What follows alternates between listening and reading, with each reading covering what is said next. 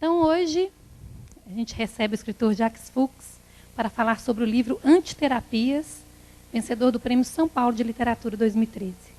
Jacques é nascido em Belo Horizonte e atualmente reside nos Estados Unidos, trabalhando como pesquisador visitante na Universidade de Harvard e pós-doutorando em Teoria Literária na Unicamp. Em 2012, recebeu o Prêmio CAPES de Melhor Tese de Letras e Linguística do Brasil.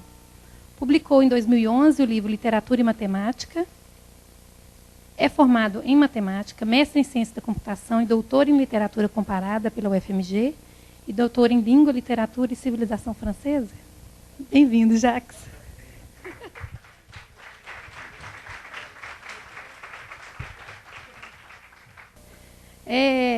Inicialmente, Jacques, eu acho que a gente podia falar da trajetória desse livro até ele chegar à livraria, à editora.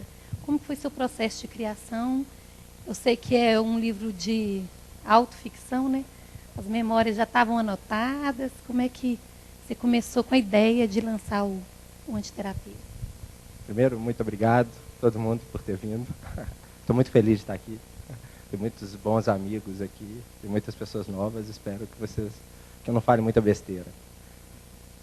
Bom, acho que ninguém nunca tinha feito essa pergunta para mim. Eu acho que agora eu tenho que pensar. Bom, eu me lembro que eu estava fazendo meu doutorado, eu sempre gostei de ler, né? E eu estava fazendo meu doutorado em literatura e eu tive um problema. Na verdade, foi um problema e uma coisa boa. Eu consegui fazer um negócio que chama cotutela. Então, eu tive para ter dois títulos, né, de doutor, um na França e um no Brasil.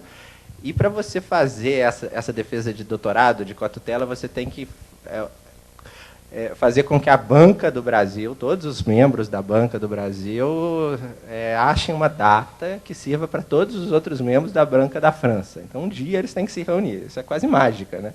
Porque ninguém pode nunca, né? E aí, esse tempo que eu terminei minha tese, que eu não podia mais escrever nada sobre minha tese de doutorado, e o tempo que eu tive que defender minha tese, foram 7 meses. Então, eu falei, eu não posso ler nada relacionado à minha tese de doutorado, porque se eu descobrir que tem alguma coisa errada, eu não posso mudar mais.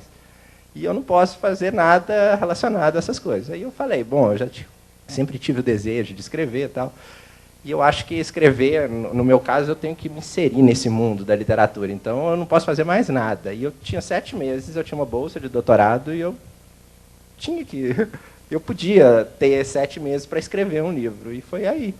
Aí eu comecei a escrever, ler muito, fazer outros tipos de pesquisa para esse livro, que funcionava diferente. Então, eu tive que ler muito literatura brasileira contemporânea, que eu acho que para escrever literatura brasileira contemporânea você tem que ler.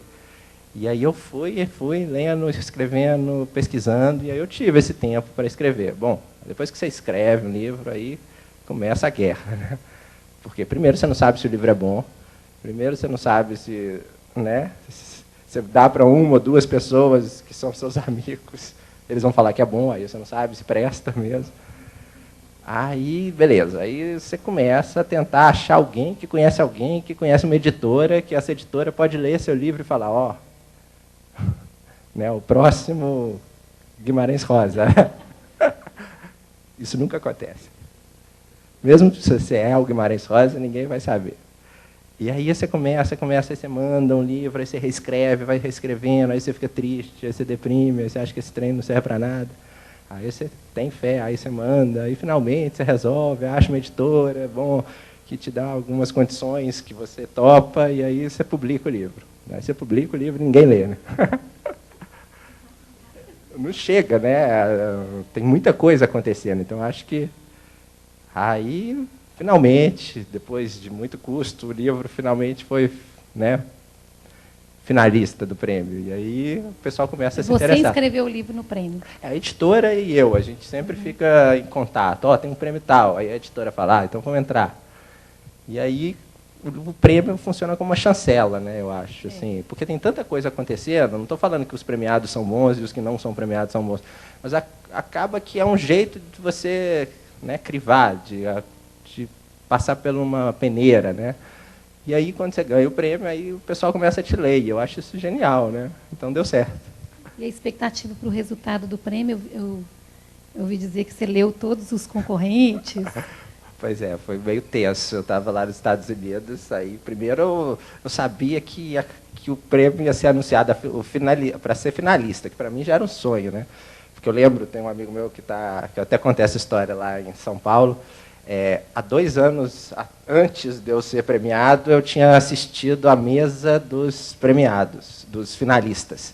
Eu falei, nossa, meu sonho, daqui 2 anos, quem sabe, né? Daqui um dia, né? Daqui, sei lá, 1000 anos eu vou estar lá, sentado. E aí, quando eu soube lá, eu estava esperando lá nos Estados Unidos, sozinho, aí eu lembro que saiu na internet, assim. Aí eu comecei a esperar, calma, deixa eu ver se nas outras fontes são verdadeiras. Aí, beleza, sou finalista. Eu já estava feliz. Eu falei, vou voltar para o Brasil para participar dessas mesas. Aí voltei, participei das mesas. E aí eu, nos Estados Unidos, esse período da indicação para o prêmio, até o prêmio eram 2 meses. Aí eu falei, vou ler todos os livros para ver se eu tenho alguma chance. E aí, o mais surpreendente é que as universidades americanas, acho que tem gente que já estudou lá, eles têm uma biblioteca absurdamente boa. Então, eu consegui quase todos os livros lançados no Brasil em 2012, de literatura brasileira, lá. Então, eu peguei tudo e comecei a ler. E aí eu falava assim, bom, acho que eu tenho uma chance. E aí deu certo. Eu ouvindo você falar, eu vejo o personagem do livro. Querendo ser brilhante, querendo... Não, mas é tudo mentira. Eu estou sabendo que é uma autoficção.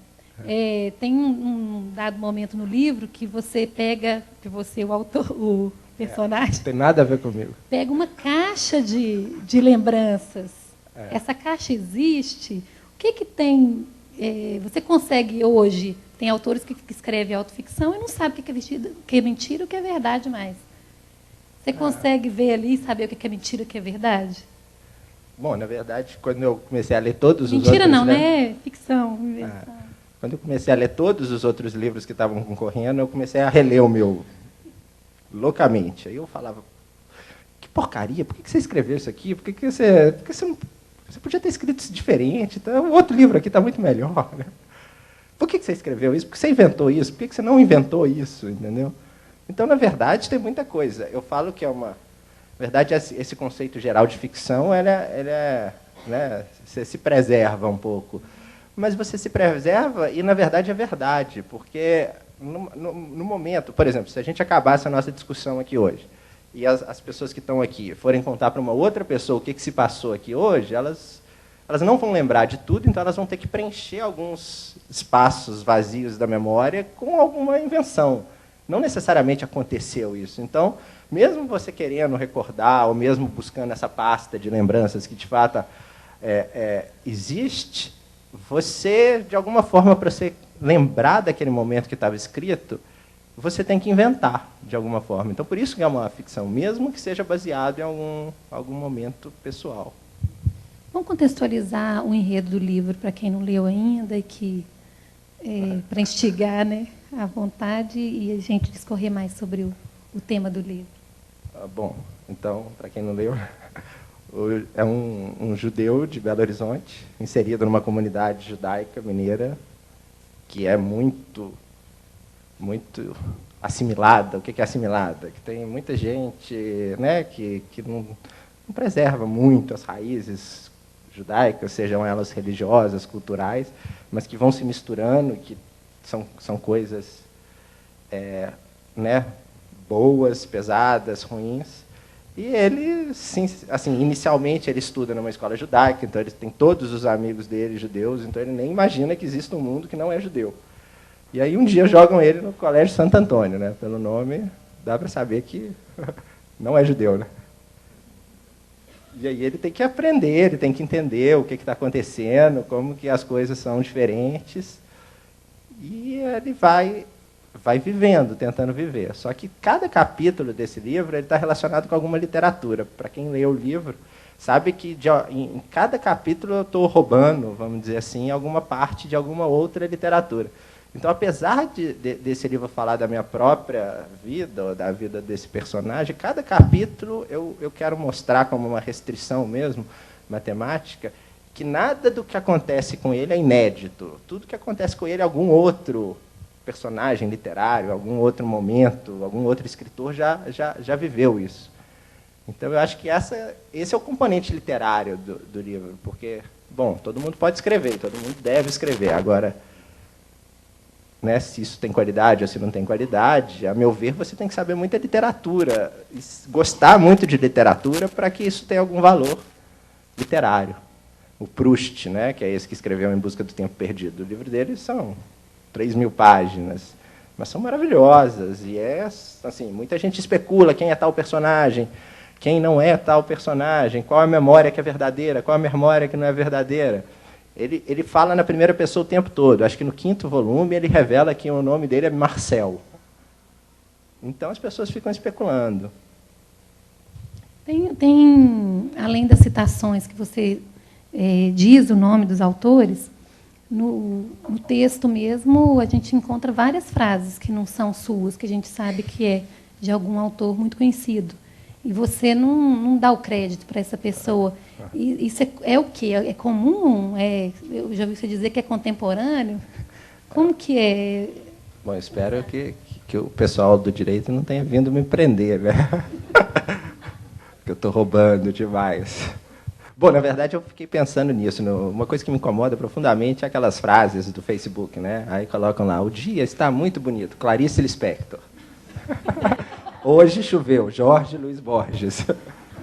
E a pessoa dá crédito. Olha, Jacques, que coisa bonita, foi escrito pela Clarice Lispector. Olha, que coisa mais bonita, ainda foi o Borges que fez. Tá. A poesia mais famosa do Borges, eu até falo aí, né, que todo mundo... Até teve programas de televisão brasileiros com... Né, se eu pudesse viver novamente a minha vida, trataria de cometer mais erros, viajaria mais. É um poema... Bom, não sei se é bonito ou não, mas aí no final da propaganda aparecia Jorge Luiz Borges, né? E quem conhece o mínimo do Jorge Luiz Borges sabe que aquilo é a maior besteira, que ele nunca falaria daquele jeito.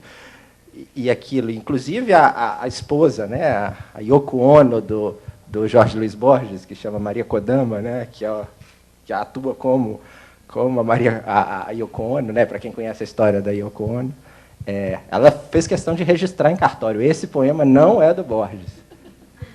Então, eu faço justamente o contrário. Eu pego as coisas que são de verdade. Isso é do Joyce, isso é do Proust, isso é do Philip Roth, isso é do Drummond, isso é do Guimarães Rosa. Mas não é sempre que você identifica que é dele. Não, eu não identifico em nenhum momento. Então, eu estou fazendo o contrário. Eu estou falando que é o Jacques Fuchs. Né? Aí que vem a brincadeira toda do livro, porque a minha tese de doutorado, eu falo justamente isso, que a minha tese de doutorado é uma mistura de literatura e matemática. Então, eu mostro que quanto mais matemática você conhece, mais você vai poder entender a literatura do Borges e do Perrec, desse grupo Olipô, que é o Marcel Duchamp, que é o Ítalo Calvino, o Júlio Cortázar. Para quem conhece, esses todos eram membros desse grupo. Então, quanto mais matemática você souber, mais você vai saber da literatura deles. O meu caso é o mesmo. Quanto mais literatura você souber, mais você vai saber que algumas coisas não são minhas. Então, tem muita gente que me escreve, nossa, muito bonita aquelas passagens do Proust, né? Porque entende muito de Proust, mas perde todas as passagens do Rosa, por exemplo, que tem muita coisa do Rosa.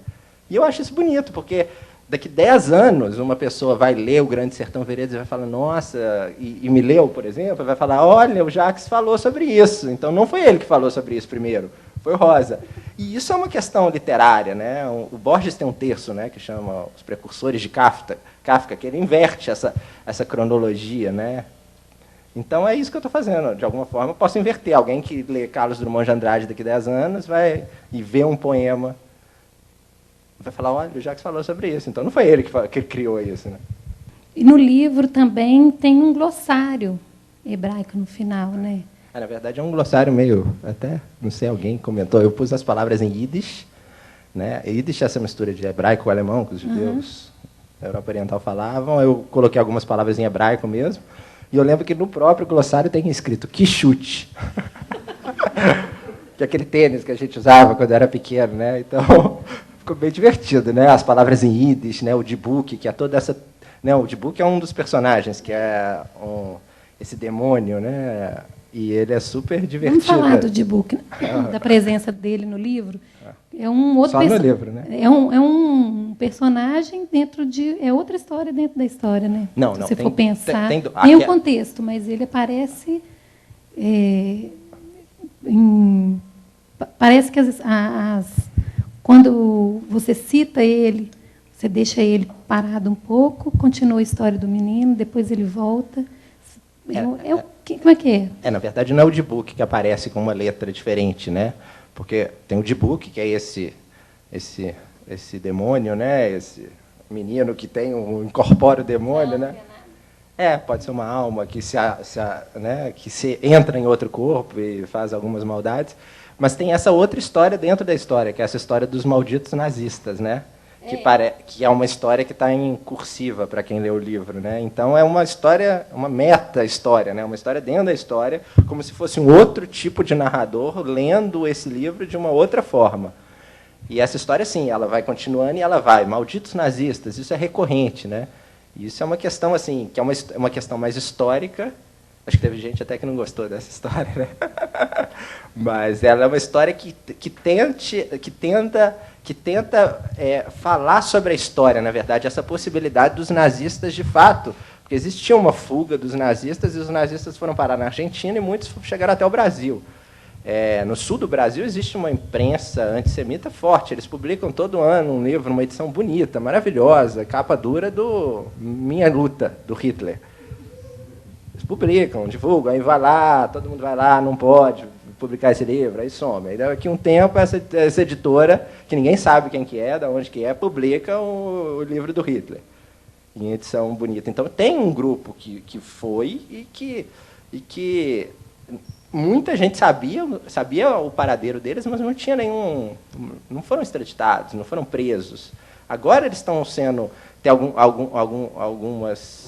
Né, o governo israelense, algumas comunidades estão pegando esses velhozinhos, né, que são 85 anos, não sabem nem o que está acontecendo, mas foram pessoas terríveis durante a guerra. E estão condenando eles, mas durante muito tempo eles viveram tranquilos. E essa história, dentro da história, fala que um deles poderia ter chegado em Belo Horizonte, o que não seria absurdo pensar. Porque o Mengele, né, existe uma das teorias que o Mengele, que é esse médico nazista, ele chegou em São Paulo, né? Uma das teorias até fala que a ossada dele foi encontrada em São Paulo. Enfim. Então, no livro também tem essa preocupação histórica não ficcional, né? Assim, essa questão de ficção ou não ficção, acho que até a história ela já não pensa muito bem nisso, porque esse sonho idealizado de que vamos contar história, né? Então, tem um curso de história a professora ele vai saber melhor do que eu. Tem o curso de história e história... não que ela seja professora de história, mas é uma teoria, né? Meu pai é professor de história. Mas essa história tem esse sonho romantizado, né? Teve esse sonho romantizado. Então, vamos estudar a Revolução Francesa. A Revolução Francesa foi isso. Aí chega na prova, né? Meus colegas do Santo Antônio lembram, né? Aí tinha um espaço em branco para preencher o que tinha acontecido e você ia para casa... Bom, eu sei sobre a Revolução Francesa, né? Mas você não sabe sobre a Revolução Francesa. Isso foi a história de um livro que te contou, de um historiador que te contou, e a história dos vencedores que chegaram até você e contaram sobre aquilo. Então, mesmo esse argumento histórico, né, essa verdade histórica, essa vontade de se fazer verdade, não existe, porque isso é uma forma de se contar. É lógico que você tenta tenta escrever alguma veracidade, mas mesmo assim é uma ficção, mas de uma outra forma, entendeu? Entendi. E esse Dani, que foi lá do seu colégio, ele existe mesmo? Quem? O Dani? Dani... Bormann, né? Bormann. Pois é, esse Dani Bormann, eu falo que ele seria o filho de um filho não, um neto, né, de um nazista, Bormann, porque, na verdade, se você estuda essa história desse Bormann, um dos, sei lá, pode ser que na hierarquia lá do Hitler, do Eichmann, ele seria o quarto dessa hierarquia do Himmler, ele seria esse Bormann. E se você pesquisa o paradeiro dele, não se sabe o paradeiro dele direito.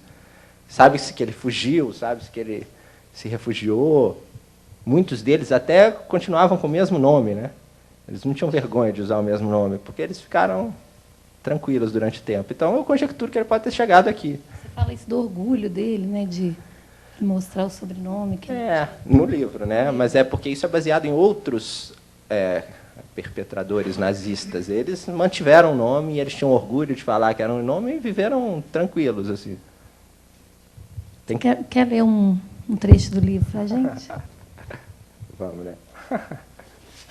Bom, eu sempre brinco, porque eu conheci o Evandro Afonso, que é um escritor super engraçado, e ele fala que ele é ele faz parte de bancas para ver se o livro é bom ou não. Você entra no concurso, aí tem a banca, né?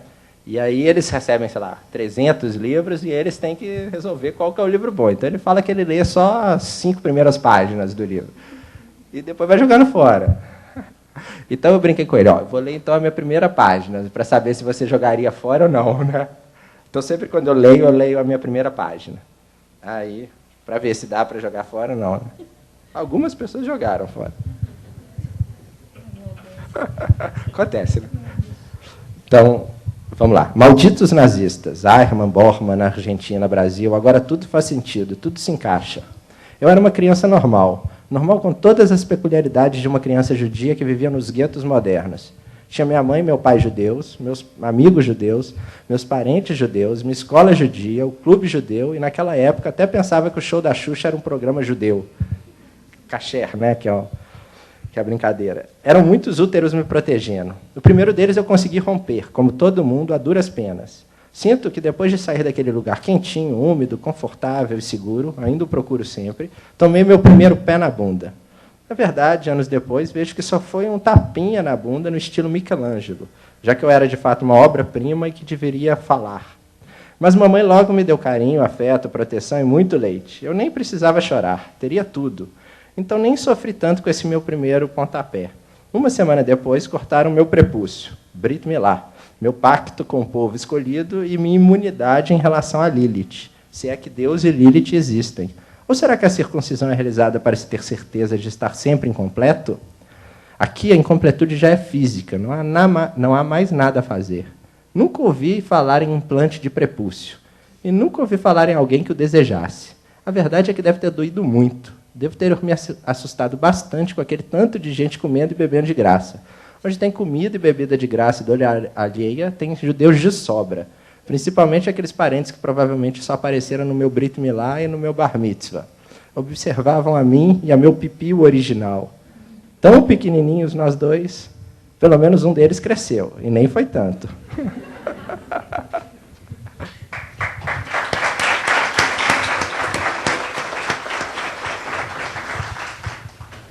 Aí, desde o início, o personagem já se expõe bastante, né? Assim, e no decorrer do livro também você expõe sua família. Aliás, o personagem, eu não consigo desvincular.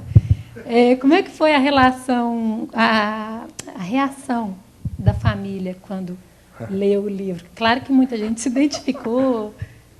Eu não sei, eles são muito educados. Eles não gostaram de algumas partes. Aí vieram, ô Jacques, minha mãe é super tranquila. Ô Jacques, por que você não repensa algumas partes? Na verdade, eles acharam o livro assim meio roubado, entendeu? Eu nunca tinha mostrado o livro para eles. E tinha uma edição caseira lá no meu armário. E minha mãe um dia entrou lá no meu armário e eu nem sei se eu estava morando aqui ou não, eu não sei. Enfim, ela leu assim, meio roubado, né? Aquela carta roubada, né? Enfim, ela... Bom... E você fala dessa mãe super protetora no livro, né? É uma característica das mães, de todas as mães, ou você quis... Bom, tem uma piada que eu fico brincando, que qual que é a diferença da mãe italiana da mãe judia, você conhece? A mãe italiana vira para o menino e fala assim, come, senão eu te mato.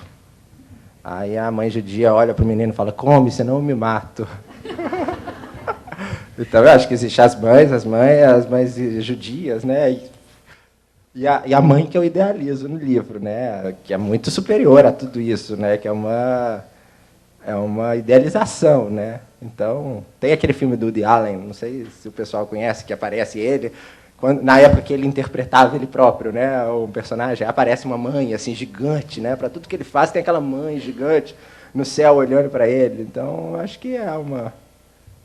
Hoje, eu estava lá em São Paulo agora, e um cara, que é amigo namorado de uma amiga, estava lendo o livro, né? E ele foi casado com uma judia e os filhos dele são judeus, né? Estudam...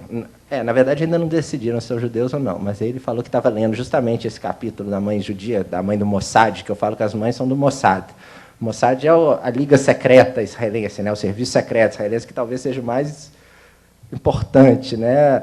E aí ele virou assim para mim, né? Falou sério, olha, eu tenho certeza que as mães judias elas têm essa liga do Mossad, elas devem ter algum treinamento. Isso eu tenho certeza. É uma parte tão divertida do livro, quando ele nunca mais quer voltar para o colégio. Que ele conta aí. A gente estava até conversando sobre isso, né? Foi quem que você falou? Eu que falei que minha filha passou pela mesma coisa, mesmo sendo judia, ela não queria entrar nunca no Santo Antônio. Na verdade, não foi o Santo Antônio, sim. Foi o primeiro... Colégio, mudar de colégio, né? Para ela foi muito sofrido. A gente vivia tipo no útero, né? Que é esse colégio judaico, que meus amigos estão aí, e a gente era super protegido, né? Não deixavam nem, sei lá, jogar água na gente, que a diretora ficava brava, enfim. Aí, de repente, a gente é largado no mundo, né? Assim, o Santo Antônio nem é dos maiores colégios, né? Mas comparado com esse colégio pequenininho que a gente ia. Aí, beleza, a gente vai, as nossas mães nos separam, né? Porque alguns amigos foram para um colégio, outros foram para o outro. Se fosse a nossa decisão, acho que a gente tinha ido todos para o mesmo colégio. Ou todos tinham parado de estudar, né? Para sempre. Aí a gente vai para o Santo Antônio. Eu fui com o Bernardo, um amigo meu. E aí a gente chega, aí no primeiro dia de aula já dá tudo errado, né? Como eu escrevo no livro. Tudo que podia dar errado, deu errado no primeiro dia de aula. Aí, pronto, não quero voltar nunca mais, né? Eu já devia ter encerrado minha carreira ali, né? Com 13 anos, né? 12 anos. Como que a mãe fala no livro? Levanta e vai para a escola, né?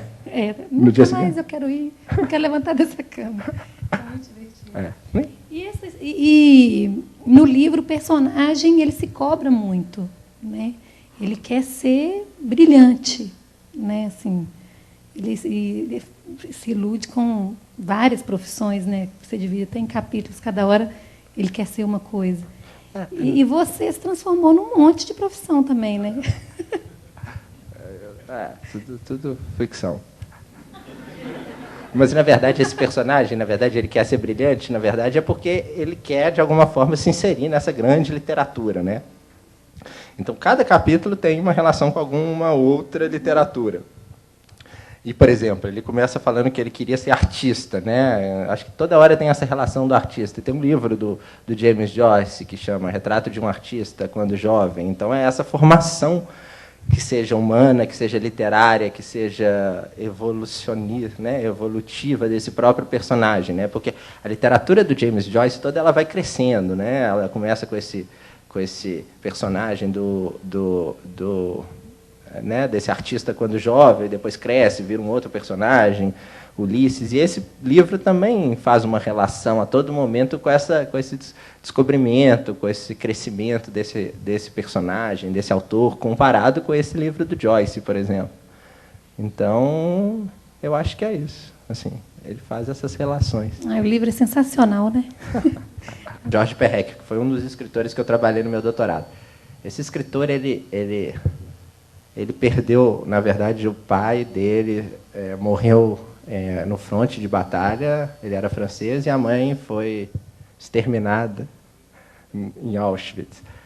E ele era uma criança que, na verdade, ele perdeu o pai no fronte e a mãe foi assassinada, e ele tinha entre 4 e 5 anos. Então, uma criança que tem entre 4 e 5 anos, se você estuda essas teorias da infância, é uma criança que não é nem tão pequena para não entender absolutamente nada do que está acontecendo, né, e levar isso como um recalque, alguma coisa, mas ela não é nem tão grande o suficiente para entender completamente o que aconteceu, né? Assim, guardadas as devidas proporções psicanalíticas da questão. E, então, esse Perec, ele escreve compulsivamente a vida inteira tentando entender aquele momento da separação, por que ele era uma criança órfã, por que ele perdeu, por que o nazismo privou ele né, da convivência com os pais, que seria a coisa mais importante para ele. E aí ele fala assim, ele faz um projeto, que esse projeto do Perec é um projeto de tentar controlar toda a literatura. Então, esse projeto obsessivo dele é eu quero escrever livros com restrições matemáticas, que eu consiga saber tudo que os meus personagens vão fazer e que eu consiga também fazer com que todos os leitores recebam a mesma coisa da literatura. Então, ele começa um projeto maluco, ele escreve, por exemplo, um livro que chama La Disparition, que é um livro que tem 350 páginas em francês. Ele publica esse livro, ele demorou 7 anos para escrever esse livro, e o pessoal começa a ler esse livro. Os franceses falam pas mal, não está mal, né? E aí, não é mal, é bom. E aí, depois, o pessoal descobre que ele escreveu um livro de 340 páginas em francês sem usar a letra E. A letra E, no francês, é a letra mais importante. Então, ele escreve um livro sem usar a letra mais importante. Não que ele está subtraindo ela de palavras que têm a letra E, mas ele está usando palavras que não têm a letra E. Então, é complicadíssimo. Ele foi traduzido para o espanhol como El Sequestro. Eles tiram a letra A. Mas aí cai essa coisa toda da tradução. Então, esse Perrec, aí ele escreve um livro sem a letra E. Depois ele escreve um livro, que é esse que o Ronaldo mencionou, chama Lipograma, que é um livro que você pode ler ele inteiro, aí no final ele fala o seguinte: agora você pode ler o livro de trás para frente, que é o mesmo livro. Isso ele fez na década de 60, sem usar computador. E ele fica tentando compulsivamente controlar tudo. Aí ele começa o grande livro dele, que tem muita gente que compra o livro achando que é de autoajuda, e aí se engana completamente por causa do nome do livro, chama Vida, Modo de Usar. Então todo mundo, vou lá aprender como, né, viver. E o livro é super complexo.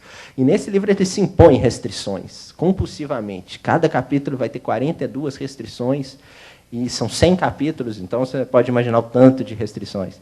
E ele fala que ele faz isso por quê? Porque ele fala assim: os nazistas conseguiram tirar de mim a parte mais importante da minha vida. Então eu tenho que ser capaz de fazer uma literatura como La Disparition, tirando a letra mais importante. Eu tenho que ser capaz de controlar essa vida que a gente não pode controlar. Mas aí ele ao longo da literatura dele, ele se dá conta que esse controle é totalmente fútil e banal, que mesmo ele tentando controlar tudo, ele não consegue. E esse livro é muito engraçado, esse A Vida, Modo de Usar, que começa com... Ele cita alguns outros livros, mas começa com um personagem. Esse personagem ele se dedica a vida inteira, durante 10 anos da vida dele, a aprender a pintar. Depois, durante 15 anos da vida dele, 25 anos da vida dele, ele começa a pintar uma aquarela por dia. Aí, depois de pintar uma aquarela por dia, ele começa o projeto de apagar uma aquarela por dia. Até que um dia ele morre, e o projeto dele, se você pensar, não tem sentido, porque ele pintou, não fez nada e apagou. E todas essas aquarelas também seriam montadas como um puzzle, como um quebra-cabeça. Então, ele, além de pintar, ele ia virar tudo um quebra-cabeça, depois ele ia montar esse quebra-cabeça e despintar. E aí, no final desse projeto da vida dele todo, na hora que ele pega a última peça para montar o quebra-cabeça, né, que faltaria para ele, antes de morrer, pintar, faltaria só essa peça para ele apagar o projeto dele da vida, a peça é um Y, que ele tem que colocar, e ele olha na mão dele, ele tem um W. Então, essa peça não encaixaria. Então, todo esse projeto de controle que ele compulsivamente, obsessivamente, ele fez, serviu para nada, que é a própria literatura, né? Então, é isso que é o Perrec, né? E eu acho ele fantástico. E ele acaba que ele morre super novo, com 40 e poucos anos, com câncer fulminante. Esses escritores, esse Jorge Perrec, Jorge Luiz Borges, o Ítalo Calvino, o Júlio Cortázar, entre outros, o Jacques Roubaud, que é um escritor francês, que ainda é vivo e é considerado um dos maiores poetas franceses atuais, eles usam de artifícios e argumentos matemáticos para fazer a própria literatura deles. Então, por exemplo, o Borges, que é esse escritor, acho que talvez o mais conhecido deles, ele leu, na década de 40, um livro que foi um dos livros mais importantes da época, que chamava Matemática e Imaginação. Ele mesmo fala que esse é um dos livros mais importantes que ele próprio leu. E nesse livro é explicado a teoria de conjuntos, é explicado o problema dos paradoxos, da contradição, do infinito, do problema da enumeração. E ele achava essas questões matemáticas maravilhosas. E ele usa essas questões, esses conhecimentos matemáticos na literatura dele. Então, se você sabe que tem matemática nessa literatura, o que eu lia e eu falava, oh, aqui tem matemática, você entende um pouco mais. Mas não que você... Não que não exista beleza ou o conto não seja bonito se você não souber matemática, mas se você souber um pouco de matemática, você vai ver com outros olhos essa literatura. Que é isso que eu trabalhei na minha tese de doutorado. Então, eu mostrei aonde que tem matemática, por que que você saber que tem matemática ali pode te ajudar a entender melhor a obra, ou por que que você, se você souber, por exemplo, que alguns contos do Borges ele está usando a matemática e a cabala, por exemplo, você entende algumas outras relações. Talvez um dos contos mais famosos do Borges chama o Aleph. O Aleph é a matemática, o primeiro infinito da matemática. Ele tem um componente cabalístico importante. A própria letra em si tem alguma questão. Então, se você conhecer um pouco mais dessas questões, você vai gostar, talvez. Ou não, né? Quando você vai na terapia, você quer contar, né? Quer tentar... Mesmo você numa terapia, você não quer fantasiar, ou você acha que não está fantasiando, você está fantasiando de alguma forma. Então, você tenta contar o que aconteceu, talvez da forma mais crua, não sei, revelar. E quando você vai para a escrita, você tem a possibilidade de embelezar essas coisas, que não seja embelezar os momentos, mas embelezar a sua vida. Que seja um momento mais triste, que seja um momento mais feliz, que seja o maior amor, o pior amor. Então, quando você escreve, você está, de alguma forma, criando de novo e ressignificando. Então, por isso, antiterapias. E se é uma autoanálise, né? Funciona, né? Acho que qualquer coisa funciona para você tentar se ajudar de alguma forma. Eu acho que a escrita é muito boa. Tem uma frase do Mário Quintana que perguntam para ele, o que você faz quando você está triste? Aí ele fala, quando eu estou triste, eu fico muito triste triste mesmo. Aí eu fico triste e tal. Aí eu pego e começo a escrever. Aí eu escrevo. Aí no final eu fico feliz, porque eu consegui escrever toda a minha dor. Tem uma história do Guimarães que ele acreditava que quando ele na verdade, ele foi nomeado para a Academia Brasileira, né? Para a Academia Brasileira de Letras. E ele, parece que a história foi que uma vez ele encontrou uma pessoa que falou, cuidado, né, com um grande evento, né? Então ele acabou acreditando que quando ele tomasse posse, ele ia morrer. E ele adiou tomar posse na Academia Brasileira de Letras durante 4 anos. Até que o dia que ele toma posse, né, ele faz um discurso maravilhoso. Se vocês puderem, vocês baixem esse discurso. Aí, acho que 3 dias depois, não é? Ele morreu. Lá nos Estados Unidos eu achei um livro que fala sobre as piadas, as próprias piadas que os sobreviventes contavam, né? Hoje sobreviventes contavam das pessoas que morreram, contavam nos próprios campos de concentração, tipo, no campo de extermínio, eles ainda eram capazes de fazer algumas piadas, o que é complicadíssimo, né? Então, eu acho sim, eu acho que, inclusive, esse livro meu, eu acho que eu recebi algumas críticas, muitas críticas positivas, mas algumas negativas, porque eu acho que eles não pegaram a ironia.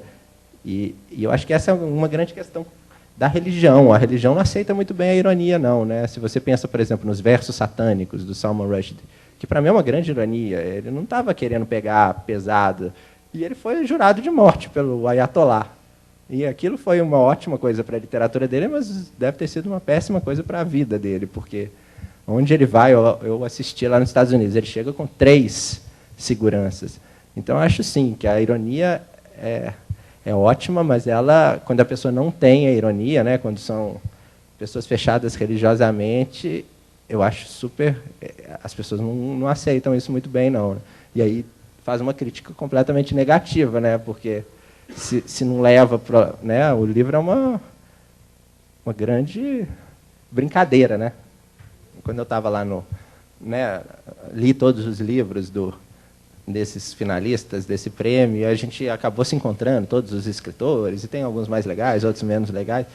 E o que eles falavam é que alguns escritores que são muito bons e que chegaram a finalistas de grandes prêmios, eles acabaram não ganhando. Isso eu conversei com alguns que eram candidatos e alguns que já tinham sido júri desses prêmios. Aí falava, esse cara é ótimo, não sei o que, mas ele não tem ironia. ele constrói esse livro dele assim muito bonito, não sei o quê, mas falta alguma coisa, entendeu? E eu acho que, no meu caso, eu me, como que é, eu me policio para ter ironia, mesmo falando de coisas sérias. E eu acho isso interessante, né? Tem um livro do Freud que eu uso muito aqui, que é sobre o xiste e o inconsciente, né? Então, o Philip Roth, né? Ele é muito irônico e muito sarcástico, e eu acho que eu faço isso, e eu quero continuar fazendo. É mais fácil lembrar de coisas ruins do que boas? Eu fico brincando, eu acho que os meus amigos lembram desse momento, que quando a gente chegou na 4ª série desse colégio, já uma professora, o diretor do nosso colégio mudou. Aí mudou, apareceu uma outra, que era uma bruxa, pelo menos a minha memória dela. Pode ser que ela seja uma mulher maravilhosa, né? A Madre Teresa de Calcutá, mas, enfim, eu lembro dela como uma bruxa. E aí eu odiava, ela me odiava, era um ódio. E aí, eu era um bom aluno no colégio e tal, e aí, na prova de hebraico, né? Super útil, né? Aí eu perco média na prova de hebraico. Nunca tinha perdido média na vida, e vem aquele nota vermelha gigante no meu boletim, né? Aquela coisa terrível. E aí, quando eu cheguei em casa, a primeira coisa que eu fiz foi apagar. Assim, quase um crime, né? Você apagar um boletim escolar, né? Antigamente tinha aquele liquid paper, né? Liquid paper, de caneta, né? Eu apaguei aquele negócio e tal, não sei o quê. Quero ver isso aqui nunca mais, né? E aí, quando eu fui olhar essas minhas lembranças, eu tinha esquecido de todos os boletins, todas as notas, tudo eu tinha esquecido, mas aquela nota vermelha eu lembrava. Então, a coisa que eu quis apagar, propositalmente, era a coisa que eu lembrava. E meus amigos lembram disso também. Sobre estereótipos, eu acho que a gente cria, assim, acho que o escritor não tem que ter medo de machucar ninguém, não. Ou de criar um estereótipo que alguma pessoa não goste, senão você vai fazer uma literatura, sei lá. Acho que o Paulo Coelho não ofende ninguém, mas também não entra em questões tão, né, lá no fundo da alma. Então, eu acho que eu não me preocupo em criar estereótipo e nem se eu estou ofendendo alguém ou se eu não estou ofendendo alguém com aquela minha literatura. Bom, e aí você pode se proteger pela... Não, isso é ficção. E é ficção. E se você tiver medo de tudo que você vai escrever... Porque, na verdade, no momento que você escreve, você não tem a capacidade mais de controlar o que o leitor vai